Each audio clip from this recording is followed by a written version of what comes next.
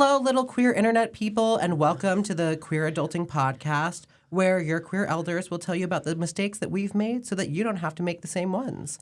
I'm your host, Adam Kay, they, them, and an adult advisor at NAGLY at the North Shore Alliance of LGBTQIA plus youth. And today I'm sitting down with a NAGLY adult volunteer and board member and one of our bigger supporters of our youth, Katie Kimball. Nice to be here, Adam. Yeah, thank you for coming. I want to add like a quick little aside about our relationship because it really says a lot about, I guess, the queer community and how like big and small we are, that we both went to the same high school, the same college, not at the same time. Nope. We both went to the same queer Halloween dance in 2011, and we did not meet until like a little over a year ago. Correct. Yeah. Through NAGLY. And through NAGLY. So we have been very close to each other for, like, since high school, since middle school for me, technically. Yeah, probably. And now here we are. Yep. I love it. So tell us a little bit about you.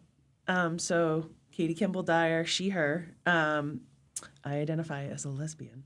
Love that. In my day-to-day life, or I guess is my grown-up job, I'm a financial advisor.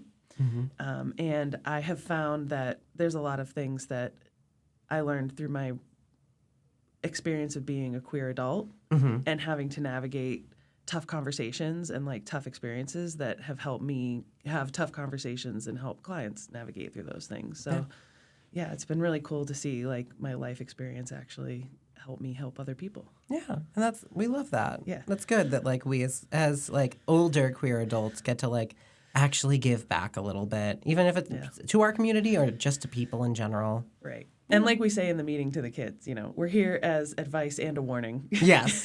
Like we are kind of, we've made some mistakes. There are some warning labels. There's some red flags over here that like now we can catch and hope like for better, maybe they'll listen to us, maybe they won't, but at least they know that when they make the same mistakes, they can come to us and say like, how do I fix it? Or even that if you do make mistakes, you can come back from it. Like it's not the end of the world. Yeah. We've all done it.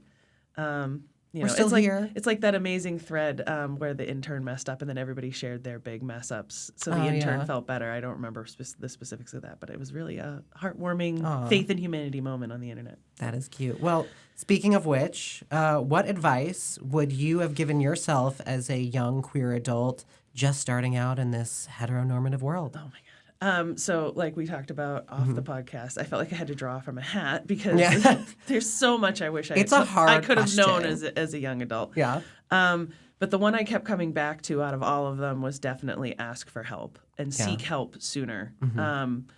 I'm very hyper independent. Yes, I've talked to my therapist about that. Very hyper independent and very like proud. So it's very, very hard for me to ask for help. I always view myself as the person who helps other people.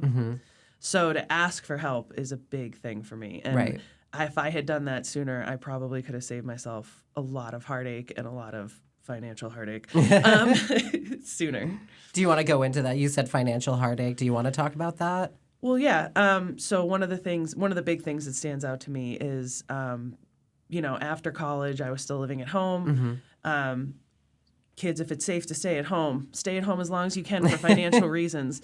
And I did have a savings plan and everything for when I was going to move out. But then my relationship with my mother became unsafe because a lot of things, but a lot because I was gay and I was not hiding it in a way that she thought that I should. Yeah. So I had to move out pretty quickly and suddenly. And I hadn't finished my savings plan that I was on. I wasn't ready. Right. I just sort of picked the first fastest thing I could get. And there's so many things you need when you move out, like everything from silverware to brooms to an air conditioner, and it all just kind of like catches up to you. Yep. And because I didn't want to ask for help or I didn't want to go on any sort of assistance programs or anything like that, I just put it on credit cards. Yeah. Yep. And that is the 8 years later, I had my life together and I started in this financial industry and I was like, oh, shoot, I did the math on the interest and I was like, I'm never getting out of this. Yeah. So I actually had to go through what's called debt consolidation and negotiate with the credit cards to have that reduced and removed. Right. And it does actually, if you look me up as a financial advisor, I have that on my permanent record. Oh, wow. Oh no. But I'm The not thing I ashamed of never it. thought was actually real. Yeah, no. If anybody's ever working with anybody in finance, there's something called broker check, and you can go through that and see if they have any derogatory marks. Oh, okay. So that's mine, which is fine because I'm not ashamed of it. Yeah. I worked with the resources I thought I had at the time. But again, if I had sought any sort of assistance program, rental assistance, food assistance, I might not have had to go into debt to solve the problem that I was having. Yeah. Would you say, like, as a financial advisor that has this mark, like, is this maybe something that if people are looking for a financial advisor, would you say, like, yeah, use those people because they probably know a little bit more. They've been through it. They might have been exactly where you're at right now. I definitely think as long as the derogatory mark isn't like did something bad to the client. Oh, I see. Yeah. So there's different ones you can have, and some are like you mistreated the client or you mishandled their money. Geez. So you definitely don't want to use those folks. Yeah. But there are some that are like this person had to consolidate their debt or this person because they don't want people to work with a financial advisor who's maybe bad with money. But I wasn't always a financial advisor. Right. And they don't teach this stuff in school, which is my other big rallying cry in life is I want this information out there to as many people as possible because one of the reasons I made the choices I made was because I didn't know what was available to me. Right. And I didn't realize, like I knew interest was a thing, but I didn't realize how bad it was going to cause the repayment or how hard it was going to make repaying that debt. Right. So it just was things I didn't know because I was so young, and they don't, and you don't really learn that anywhere formally. So, yeah. If you are looking up an advisor and they do have the kind of thing where it's like they went through debt, you actually can't be a financial advisor if you filed for bankruptcy, which I do empathize with. But if you have something like I have, I think that person is going to be more empathetic and less judgmental. Exactly. Somebody who's never had to figure out money in their life isn't going to be a very empathetic financial advisor if you're trying to figure out your money. Yeah.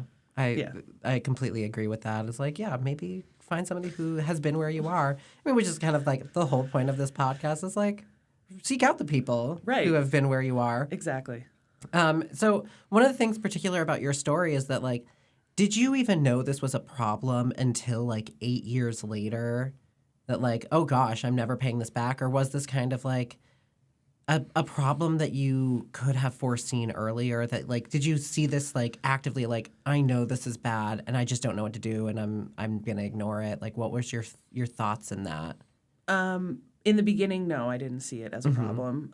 I knew that if you use credit cards, there's a little bit of interest on it. It's not a little bit, everybody. But the trade-off for using this access to a line of credit for money you don't have in the bank is you owe them a little bit more when you pay it back. Fine, that makes sense. Problem is it's not a little bit more and it's not reasonable. It's a lot more. Yeah. And I didn't realize it was a problem until, I would say probably 6 years in. Wow. And then it wasn't that I was ignoring it. I didn't know how to solve it. And I was trying to just basically, quote unquote, hit the lottery in my outside life. I was hoping to land like a big life insurance because there are parts of my job that get commission. Right. So I could very well have got a very large commissionable job and just paid it all off in one foul swoop. So I was just sort of like waiting for the miracle to happen and for me to hit the, quote unquote, lottery. And then about 2 years in, I was like, that's not happening. That's not really how this industry works. Right. If I'm doing right by my clients, I'm probably not going to hit that giant case. Those are like once every 5 or 10 year cases. Wow. It just happens. Like you get a family or somebody inherits something. So I realized that wasn't going to happen. And then that's when I was like, I think I need to find another solution to this. Yeah. I think that's like, that kind of touches on a couple different reasons why, like, so like we can be honest. Some young queer people and some young people, some people just don't ask for help. Oh yeah. Is it like sometimes they don't know that they need help? Is like always like to me is something that I was thinking back on myself of like okay, like if I was actually to talk to my younger self and be like what would I warn them about? And I was like how would I respond if I warned them about these things? And I would absolutely get in the like nastiest fight with myself. Be like, you don't know what you're talking about. I'm fine. Like, why are you being like this? I'm like, wow, you are a little shit.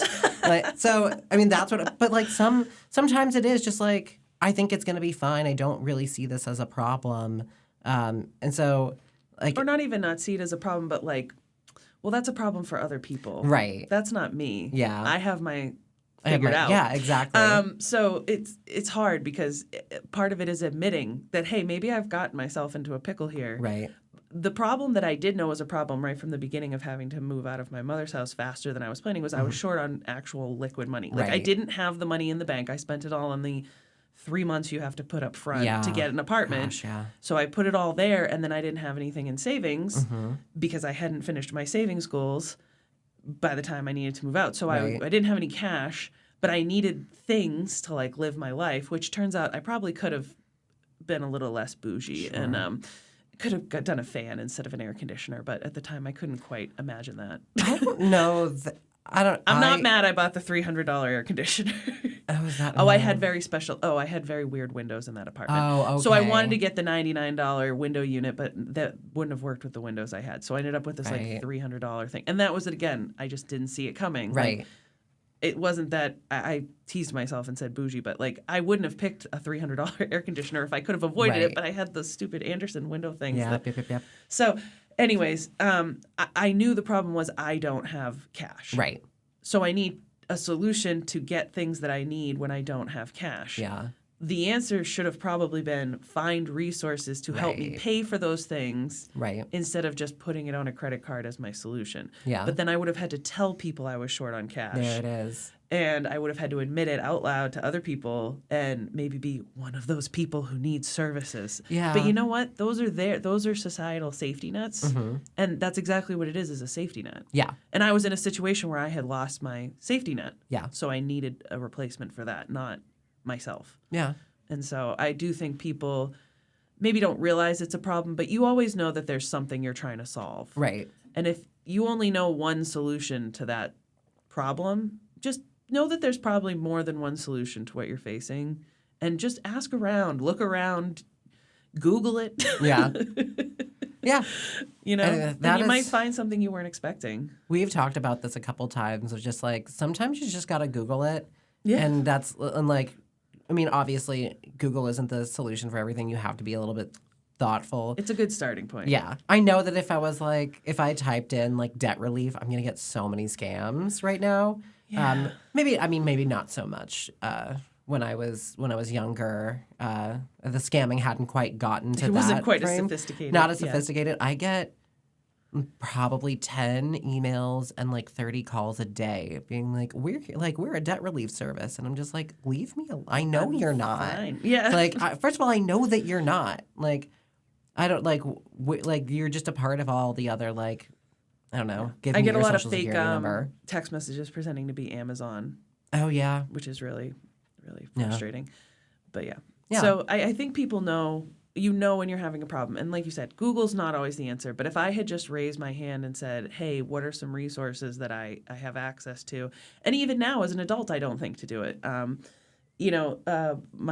females in finance group that I'm a part of, which is female financial professionals from around the country, and in all parts of finance, not just advisors. One of the things they said to me was, oh, did you apply for the scholarship for the CFP program? I'm going for my certified financial planner. And I went, oh, there's one of those? Of course there's one of those. It's a college. It's a degree. Yeah. And I very well could, as a queer adult, qualify, and as a woman, qualify for a scholarship. Nice. But I never thought to look at that. I've just been paying out of pocket. So I could have very well gotten a scholarship. So now I'm going to go look at that. But sometimes you just don't, you're just doing the thing that's right in front of you. And it helps to pull back and be like, how could I save myself some money here? Or how could I save myself some time? Right. Or is there a resource I'm not thinking of? Right. That exists? I think part of it, there's a couple of, you brought up like pride. Like there's that, and which like, that's so funny. It's like, we want queer adults to have pride.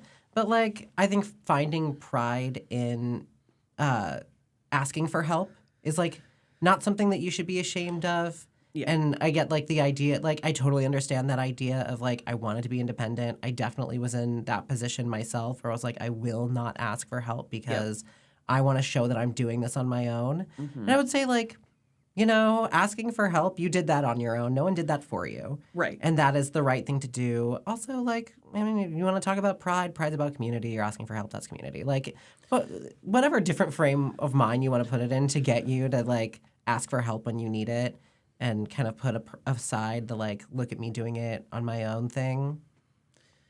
One of the coolest things, I think, and it goes with asking for help that I've learned just as an adult growing up is community is the most important thing. And as a queer adult, it's even more important. Yeah. But the things that have shaped my career and my life have been the people I surround myself with. Right. And it matters so, so much. And, there's a lot to be said about, well, capitalism is always the problem. But this sort of culture we have of hyper-independence, right? Right. Like I'm hyper-independent because trauma. But I'm also our culture preaches hyper-independence. Do it yourself. Pull yourself up by your bootstraps, which is a phrase that actually means you can't do it. But that's a whole other tangent. Yeah.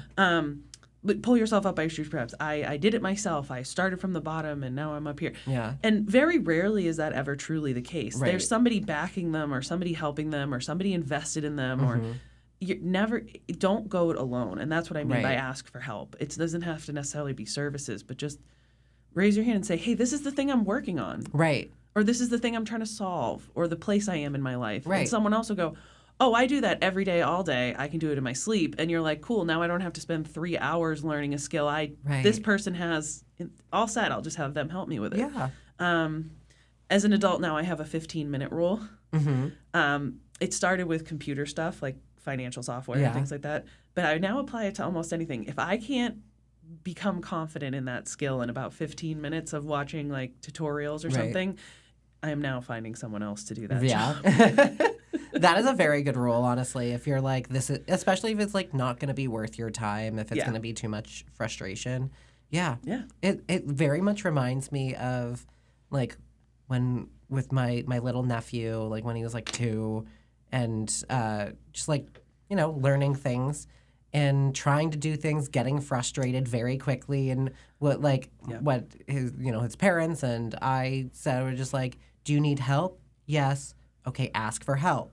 They're like teaching that like, okay, now ask for help if you're getting frustrated. Right. It's not like you're getting upset, and then I will say is very good at just like, I need help, just like doing like that cute little voice, and I do think that we kind of lose that over time, because we are getting these messages that you should be able to do it on your own, and you're only a real adult. And we always my friends and I always joke, and I think it's true. With our powers combined, we make one functioning adult. But that's not true. Functioning adults are everywhere. We're just proficient in different areas. Yeah. So it really does. Community is so important. It takes a village in everything. Not just they say that to raise a kid, but it takes a village to live. Anything. Period. Like, you cannot do anything alone. I'm sorry. Yeah. It's just not. Like you can do. I think like good for you if you did something for the most part on your own. I could probably like break it down and be like, well, you did. Like somebody did help you. Yeah. And just like, but like, so you should like. There's always going to be a point where you can say like, yeah, somebody did help you with this, or like you sought help in a way, which is good. Again, like if you're seeking help, good. Right. Like you should be proud of that, and if that makes you feel independent in a way, good. Like absolutely. If it brings you joy to learn the skill, or if you're enjoying the process of doing it yourself, because sometimes that's nice. Yeah.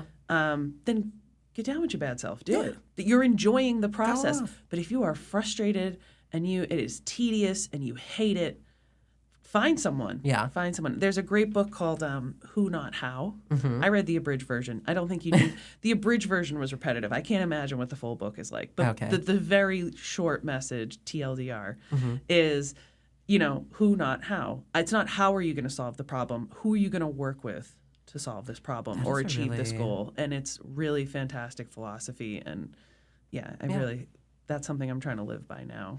100%. And you mentioned before, like having your community, somebody like, again, queer people have queer problems and sometimes they can only be solved by other queer people. Right. So having your community to say,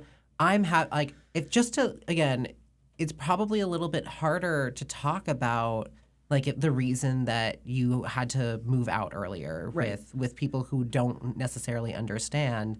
And I know like, what is it? 40% of queer youth, and that like includes below 23. Yeah. But like it does include 23. Yes. Don't find their housing to be queer affirming. So this is something that like this is something people face. Yeah. Yeah. And that's the other thing I was going to say is, one of the reasons I ended up, maybe outside of my possible expenses is because I didn't find a solution with queer roommates. So if I had raised my hand, I might have been in a place where I paid much less in rent. Where I lived ended up being wonderful. I ended up building a beautiful relationship with the landlady. But there are solutions out there. If you need queer-affirming housing, there are whole networks dedicated to queer people finding each other to be roommates. That's a whole thing. Yeah. And I didn't know that. And I think that did exist. It did exist when I was going through that. I just didn't know it existed. And then I was already settled where I was, and somebody was like, oh, this list exists. And I was like, oh, well, we're here now. Yeah. But even again, if you don't know that something's a problem, sometimes when you're just venting about something or you're just talking about what's going on in your life with somebody that you feel comfortable with, kind of similar to your financial feminism. I'm sorry, I'm getting the word. Females in finance. Yes, females in finance group. Just saying like, hi, I'm doing this. Yeah. And it wasn't, again, there was no problem necessarily. You just were sharing something with a group of people that you think would understand. Here's where you. I'm trying to go. Yeah. Yeah. And they're like, okay, great. Here's how we can help you get there. Here's some resources. I don't know if you knew about this. Exactly. So find people that I think the one bit of advice that you can get out of this is find people you feel comfortable telling your life to. And that doesn't have to be one group. It doesn't have to be one person. But find different people that you can share different parts of your life with. Yeah. And they might be able to say oh, hey, I understand this. I know this. And I can help you. Right. And I do know that some queer adults or just queer youth in general feel that they're trying to find that line between being queer and being in queer communities is my only identity. Right. But there is something to be said, and that is a very valid thing. You know, finding absolutely. the balance between your other interests and your identity and but intersectionality and finding groups of people who at least understand that. They don't have to be from one of your identifying groups, but they do have to maybe be someone who understands intersectionality and understands privilege and understands that things that you're facing might be more challenging or have different obstacles because of how you identify or how the world sees you. So it is worth being parts of communities that have been through that. And Females in Finance has people from everywhere, so it's all female identified folks. But actually it's not. We have a male ally network. So it is everybody. Yeah. It's just people who believe that the finance industry needs more diversity. Yeah. And with that, we have so many groups. We have neurodivergent groups, we have, which I'm leading. We have LGBTQ+, Hispanic, Black, and we even just have financial wellness, people who believe that we don't always have to be making money at our job. We can just teach people financial wellness. Right. And that's been really refreshing to find. So, yeah. Yeah, find all of, I think some people, when they're looking for communities, are like, well, I need to find a community that fits all of these criteria. And that it's hard. It is hard. Again, I wish that there was a perfect culmination of all of the different parts that I am, but that, that's why I am unique. It'd be nice to just have a group of everybody that's kind of like me in short bursts. I don't know that I would want to be around people like me all the time, to be honest. But that's where you have your different little okay, I go over here and they understand this part of me, and I go over here and they understand this other part of me. And again, it could be either group can be at least empathetic to each other. It doesn't necessarily have to be well, we only talk about this thing, or we only understand this and we don't want to even understand something else, as long as they're empathetic to the number of times the Females in Finance group has not talked about finance or our jobs and just gotten on there and emoted about life to each other, because it's become a safe place for us to do that. And even NAGLY, I am not a queer youth, but when I realized I want more queer adults in my life, I said, well, I don't know where to go. There's no AGLY, BAGLY, NAGLY for grown-ups. And I was like, well, wait, what's stopping me from just going to NAGLY as a volunteer? Because there's going to be other queer adults there who volunteer. Oh, there it was. And then just being around people. And like you said, it's just really neat to be around folks who understand what you're going through. And and you have less explanation. You can just say, and they're like, yep. And they mean it. Or you can get probably about a third of the way through the story, or you can just so I have the, okay, yeah. It was it is that is a really good feeling to have. And like I feel like, and you know, we're 2 episodes in, but I just know like obviously community is gonna be like a very core theme throughout this entire podcast, and so we're gonna be saying this a lot, but like finding your tribe is just gonna be very important. Right. Definitely going into 2025, and you know, for the foreseeable future. You're going to need to rely on your community because I feel like there's just going to be a lot of times where people are going to feel insecure. They're going to need help, and they may not realize that they need help.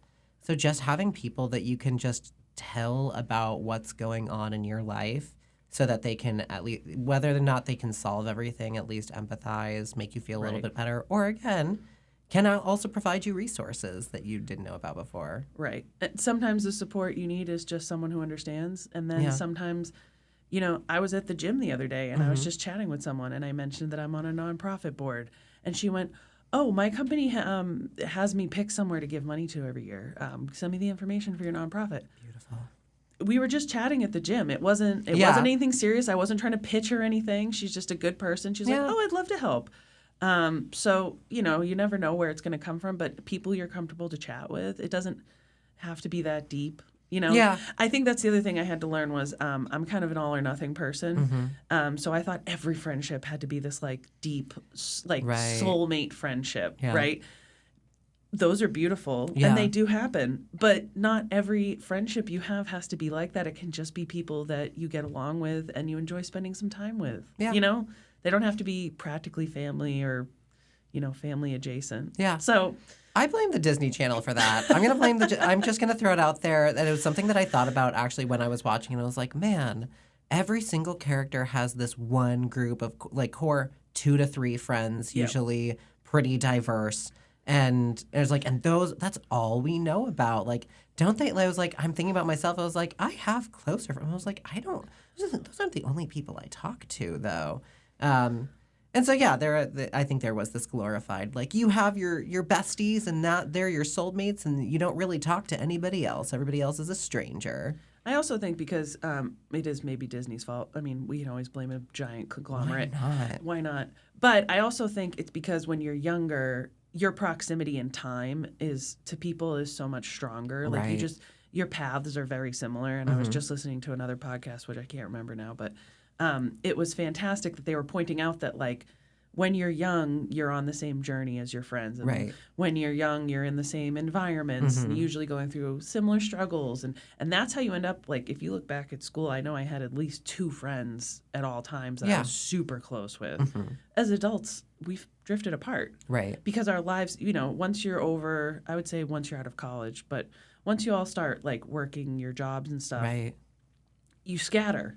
Yeah. And all of a sudden, one of your friends never wants to have kids, and one of your friends only wants dogs, no marriage, and one of your friends is married with kids, and everybody's gone in all these different directions. So you're not graduating different grades at the same time. Yeah. You're not, you know, getting dates to different dances at the same time.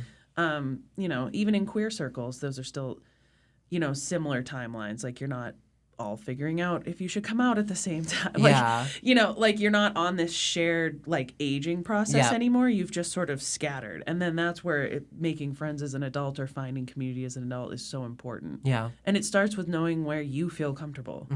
Go where you're comfortable and start small. Like, again, it took a couple years before I really felt comfy with all the people and all my new adult friends in life. Yeah. But after a couple years, it feels very natural. Yeah. So, yeah, community is so important, asking for help. And asking for help doesn't have to look like, oh, no, I screwed up, or, oh, no, I'm in trouble. It can literally just be, here's the thing I'm working on, or here's the thing I'm doing right now. Like, I'm trying to find an apartment I feel comfortable in, or, you know, I'm trying to find a way to not build up credit card debt, or, you know, everybody. And I think the other thing is, shout out to millennials and Gen Z.